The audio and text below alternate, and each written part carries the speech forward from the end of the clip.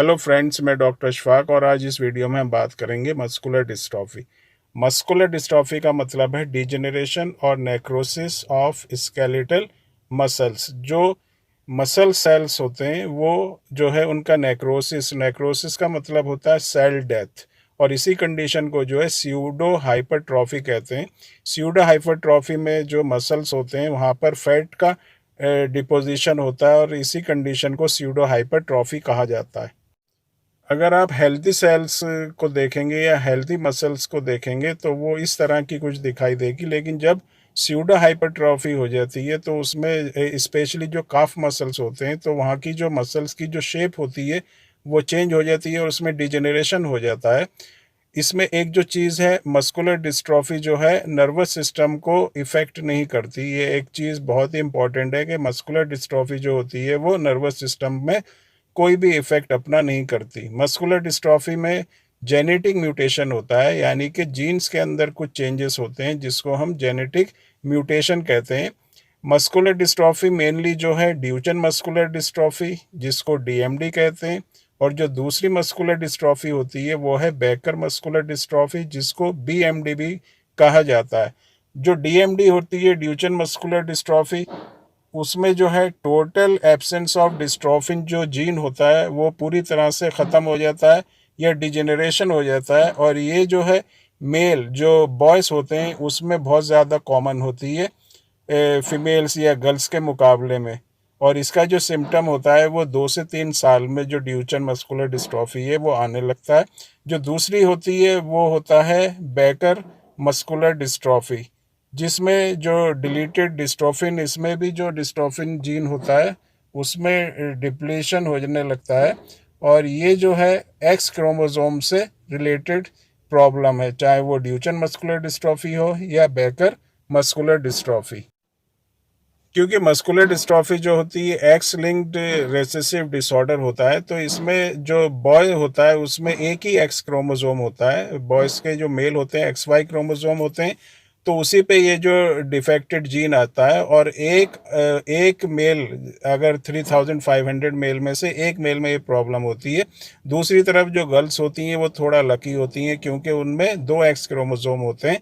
उनके अंदर अगर कोई भी डिफेक्टेड जीन आएगा तो वो एसिम्प्टोमेटिक दिखाई देंगे। और इसी तरह से जो बीएमडी की ज़्यादातर प्रॉब्लम जो है गर्ल्स में भी हो सकती है और ये लेस सीवियर होती है डीएमडी के मुकाबले। हेल्थी मसल्स को जैसे इसमें दिखाया गया है कि ये जो है हेल्थी मसल्स है, इसी में जो है डिलीशन होकर डिस्ट्रोफिन का ये जो है मस्कुलर डिस्ट्रॉफी की प्रॉब्लम होती है। अगर आप उसको डिटेल में देखेंगे, डिटेल्ड स्ट्रक्चर अगर आप देखते हैं मसल्स का, तो इसमें कनेक्टिव टिश्यू, सार्कोलेमा और एक्टिन प्रोटीन, और जो दूसरा बहुत ही इंपॉर्टेंट प्रोटीन होता है जो डिस्ट्रोफिन प्रोटीन होता है, ये सब चीज़ें आपस में मिलके मसल्स को बनाती हैं। और इन्हीं सभी चीज़ का जो है वर्क करना और एक दूसरे से लिंक्ड रहना, जुड़े रहना बहुत ही ज़रूरी है।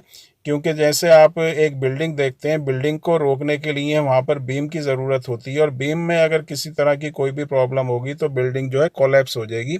तो इसी तरह से जो डिस्ट्रोफिन प्रोटीन होता है वो हमारी जो मसल्स होती हैं उसका फ्रेमवर्क बना के रखता है और उसको मजबूती देता है। लेकिन अगर इसी डिस्ट्रोफिन प्रोटीन में अगर कोई भी डिफेक्टेड जीन की वजह से डिप्लीशन होगा या उसके अंदर किसी तरह का कोई भी चेंज होगा, तो इससे हमारा जो मसल होता है उसके ऊपर बहुत ही इफेक्ट आएगा। जो मसल्स के जो फाइबर्स होते हैं उनकी जो स्ट्रेंथ होती है, उनका जो फ्रेमवर्क होता है वो पूरी तरह से अपनी जगह पर जो है रहता नहीं और उसमें वीकनेस आने लगती है और वो टूट जाता है। इस तरह से मसल्स जो हैं टूट जाती हैं, मसल्स फाइबर जो है ब्रेक हो जाते हैं और मसल्स जो है वीक होने लगती हैं और बहुत ज़्यादा जो है प्रॉब्लम होने लगती है। और टाइम के साथ साथ ये जो प्रॉब्लम है वो बढ़ती चली जाती है और मसल्स की जो वीकनेस है वो बढ़ने लगती है। और जो जिस पेशेंट को ये प्रॉब्लम होती है उसके अंदर एक जो एंजाइम होता है, केराटिन काइनेस एंजाइम कहते हैं। एक जो एंजाइम होता है जिसको केराटिन काइनेस कहते हैं, मसल्स की जो वीकनेस या डिजेनरेशन से ये जो एंजाइम है वो बनने लगता है और वो वहाँ से मसल से लीक आउट होके जो है ब्लड में आने लगता है। और ब्लड में इस एंजाइम केराटिन काइनेस की जो क्वांटिटी होती है, जो अमाउंट होती है वो बढ़ने लगती है, जो एक इंडिकेशन है कि मसल्स में वीकनेस है, उसके अंदर किसी तरह की कोई प्रॉब्लम है। डीएमटी के जो पेशेंट होते हैं वो जैसे मैंने बताया बॉयज़ में होती है, और 2 से 3 साल तक जो ये लड़के होते हैं उसमें किसी तरह का कोई सिम्टम दिखाई नहीं देता, वो हेल्दी रहते हैं। लेकिन 2 या 3 साल की उम्र में आने के बाद जो है उनमें प्रॉब्लम दिखाई देने लगती है। और एक जो कंडीशन होती है जिसको स्कोलियोसिस कहते हैं, जिसमें जो बॉडी का जो फ्रेमवर्क होता है वो वीक होने लगता है, जिससे चलने में, उठने बैठने में या दूसरी जो भी एक्टिविटीज़ होती हैं उनको करने में प्रॉब्लम होती है, और बच्चा 7 से 12 साल की उम्र में आते आते व्हील चेयर पर आ जाता है।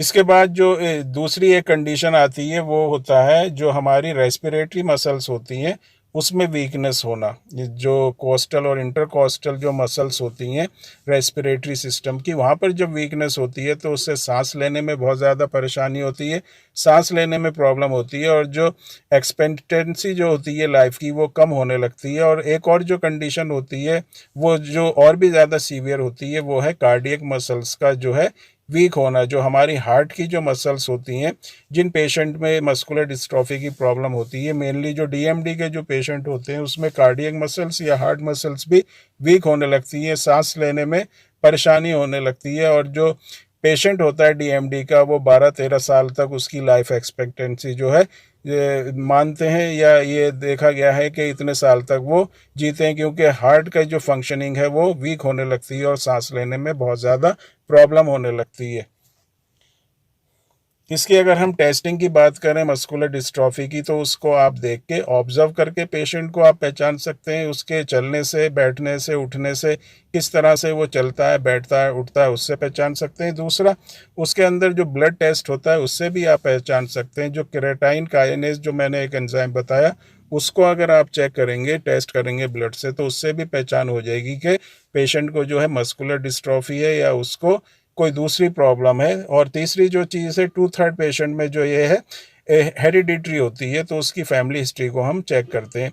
अब मेडिकल जो एडवांसेस है, जो मेडिकल जो भी एडवांसमेंट हुआ है उसके साथ जो कुछ ऐसी ट्रीटमेंट है जिससे मसल्स को हम मजबूत बना सकते हैं। मेनली जो होम्योपैथिक मेडिसिन है वो बहुत ही इफ़ेक्टिव है मस्कुलर डिस्ट्रॉफी में। जिन लोगों को अगर मस्कुलर डिस्ट्रॉफी की प्रॉब्लम है, डीएमडी की प्रॉब्लम है, बैकर मस्कुलर डिस्ट्रॉफी की प्रॉब्लम है, तो बहुत ही अच्छी होम्योपैथिक मेडिसिन जो हैं अवेलेबल हैं। अब टाइम के साथ साथ इस तरह की मेडिसिन अवेलेबल हैं जो मस्कुलर डिस्ट्रॉफी में बहुत ही अच्छे, जिनके इफ़ेक्ट हैं बहुत ही अच्छे, जिनका रोल है और बहुत ही अच्छा उसका जो रिज़ल्ट है।